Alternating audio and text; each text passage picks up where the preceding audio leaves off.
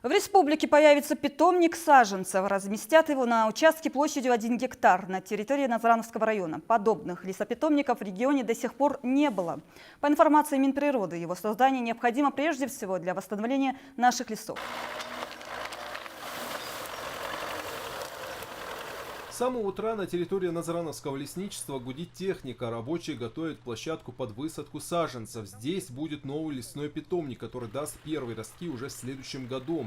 Это значит, что уже через несколько лет популяция многих видов деревьев увеличится в несколько раз. Семена будем сажать, в основном те, которые у нас большей частью произрастают здесь. Это и дуб, и бук, ясень, клен, липа.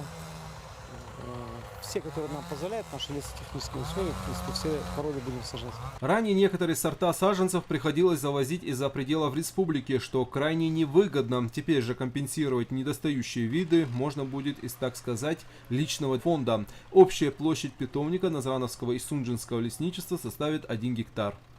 Вообще питомник – это база лесного хозяйства. Без питомника, по большому счету, лесное хозяйство существовать не может. Потому что у нас ежегодные посадки в лесах, и у нас большая проблема с посадочным материалом. 4 года назад республика лишилась собственного питомника и стала единственным регионом, не имеющим возможности выращивать саженцы для возмещения и пополнения лесных массивов, и не только. Теперь же эта проблема останется в прошлом. Молодые саженцы будут использовать для озеленения населенных пунктов республики. Все работы будут проводиться за счет средств региона. Магомедиуллой, Рамзан Ахильгов, Дэн Тимурзиев, Вести, Ингушетия.